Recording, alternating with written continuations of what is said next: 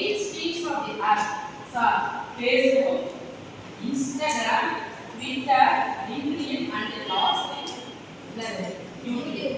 First Facebook. Facebook is actually books அப்படிங்கிறது play பண்ணிக்கோ. Book base எப்படி ப்ளே பண்ணி பாரு. புக் நூல். அப்படியே தமிழ்ல அப்படியே கன்வெர்ட் பண்ணிடலாம். புக் நூல். இப்போ Facebookல பாத்தீங்கன்னா ஐடி எப்படி கிரியேட் பண்ணணும் அப்படின்னா நீ என்ன பண்ற அப்படின்னா இப்போ ஒரு நம்பர் வந்துச்சு இல்லையா, நீ பிளே ஸ்டோர் உங்களுக்கு தெரியாதுல்ல, நீ இப்போ தெரியலன்னா நீயா பண்ணிட்டு சொல்றேன்.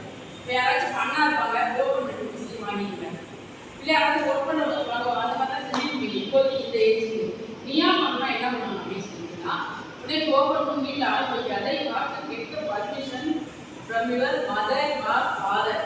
ரெண்டுலி you have to open the என்ன சொல்றது platforms like this Facebook, YouTube account. Permission இல்லாமல் பெற்றோர்களின் பர்மிஷன் இல்லாமல் பேரண்ட்ஸ் பர்மிஷன் இல்லாமல் எந்த ஒரு ஆக்டிவிட்டி ஓன் பண்ணி வச்சுக்கவே இருக்காங்க. ஃபஸ்ட்டு எப்போவே பெரிய ஒரு பேச்சு கேட்டால் தான் நல்லது நடக்கும். கண்டிப்பாக நல்லது நடக்கும். இப்போ வேணால் கஷ்டமாக தெரியும், கொஞ்சம் கஷ்டம் இந்த ஏஜில் காட்டுறது. இறுக்கி பிடிச்சி அதை கேட்டு செஞ்சிட்டீங்கன்னா உன்னோட ஒரு பெரிய ஆளை அறிவு முடியும். புரியுதா? கேட்க கஷ்டமாக இருக்கும். சொல்லும் போது ஒன்று கேட்கும், நான் இதுதான் என்னோட பேர் ஓப்பன் பண்ணி கேட்டு கடை இது பார்த்துக்கலாம் பார்த்துக்கலாம் ஒரு நாள் அவங்களே ஓப்பன் பண்ணிடுறாங்க. அப்போ நான் என்ன பண்ணேன், நான் பேசவே இல்லை. ஏன் நான் இன்னும் பர்மிஷனே கிராண்ட் பண்ணலை, எப்படி நீயாவே பண்ணல. முதல்ல நீ அன்இன்ஸ்டால் பண்ணுவாங்க. அதுக்கப்புறம் இன்னொரு 10 நாள் நான் பேசாத ஒரு சொல்லிட்டேன். இன்னொரு 10 நாள் இன்ஸ்டாகிராம் யூஸ் பண்ணக்கூடாது, ஃபோன் யூஸ் பண்ணக்கூடாது 10 days. அப்போனா அவங்க எல்லா பர்மிஷனும் கிராண்ட் ஃபோன் பண்ணி கொடுத்தாலும்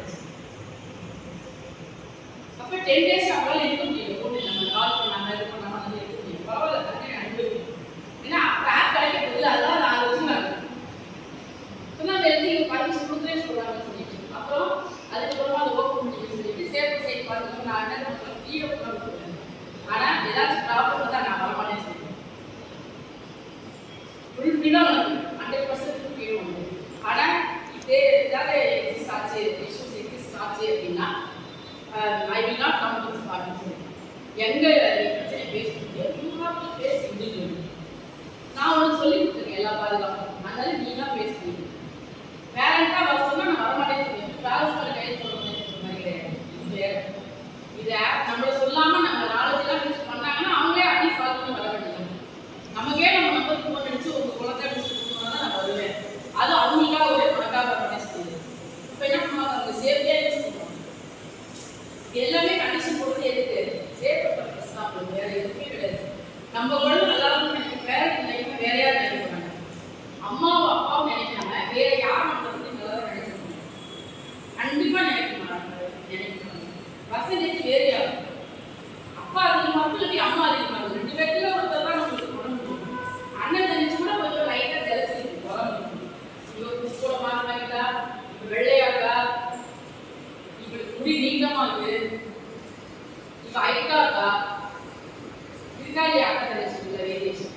ஆனால் பேரண்ட் இப்படி இருக்காது. எல்லா குழந்தையும் ரொம்ப தான் திட்டும் போது வேணா ஒருத்தர் ரொம்ப கஷ்டமாக ரொம்ப கஷ்டப்படுறாங்க. ஏன்னா இந்த குழந்தை சொல்ற பேச்சு கேட்க மாதிரி கட்ட மாட்டாங்க. சொல்ற பேச்சு கேட்காத என்ன பண்ணுவாங்க, அதிகமாக கற்றுவாங்க. அப்போ என்ன பண்ணுவோம், அவளெல்லாம் நீ இது பண்ண மாட்டேங்கிற, அவளெல்லாம் பேச மாட்டேங்கிறான்னா அவள் எதிர்த்து பேச மாட்டா. அதனால அதுக்கப்புறம் பேசுவாங்க. எடுத்து பேசுறதுக்கு அதுக்கப்புறமா பேசுவாங்க.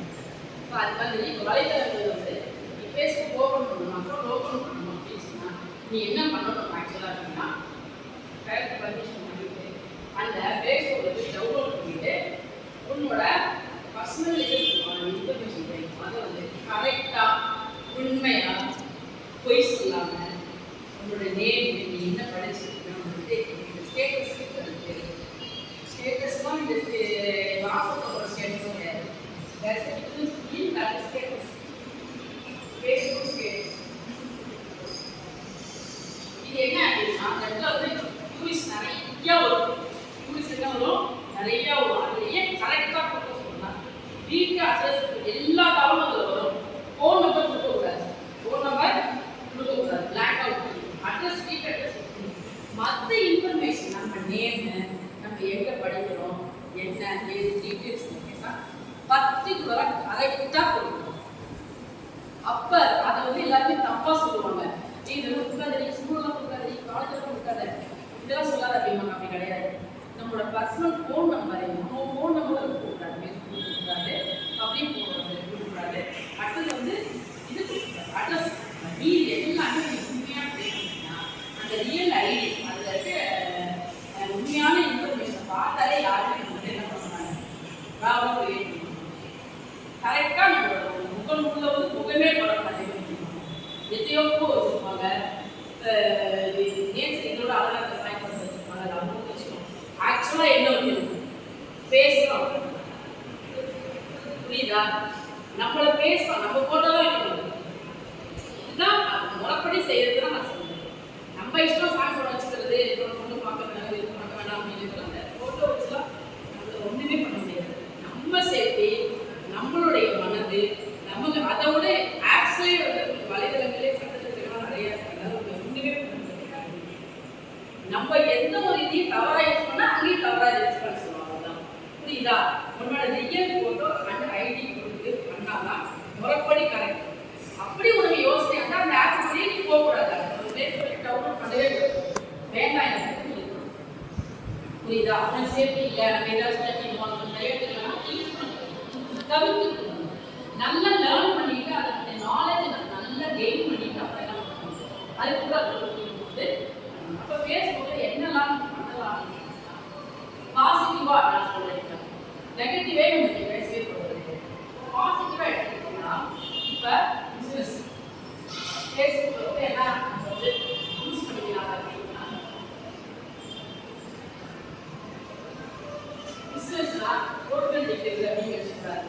இப்போ உங்கள் வீட்டில் ஒரு வயல் காடு இருக்குது, வீட்டில் ஒரு வயல் காடு இருக்குது, அதில் ஒரு கத்திரிக்காய் செடி போடுறீங்க, கத்திரிக்காய் நல்லா காய்ச்சி. எக்ஸாம்பிள் சொல்லுங்கள், வலைத்தளம் எவ்வளோ பயன்பாடாக இருக்குன்னு சொல்லுவாங்க. கத்திரிக்காய் விளைச்சோம்னா என்ன பண்ணால் நல்லா விளைஞ்சிச்சு, நல்லா பறிச்சிடும், உடனே வீட்டு போய் கூட காசு வாங்கக்கூடாது. அது மேலே என்ன பண்ணணும், மதிப்பு கூட்டு வீட்டு வேல்யூ த ப்ராடக்ட்.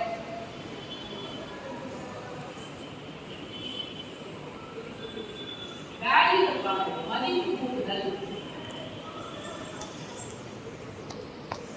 அந்த கத்திரிக்காயை நான் வந்து என்ன பண்ண அப்படின்னா கொண்டு போய் உடனே நான் சேல் பண்ணிடுறேன். அது சாதாரண ஒரு விவசாயி நம்ம படிச்சிருக்கோம், நம்ம இன்னும் கொஞ்சம் டெவலப்டாக யோசிக்கலாம்.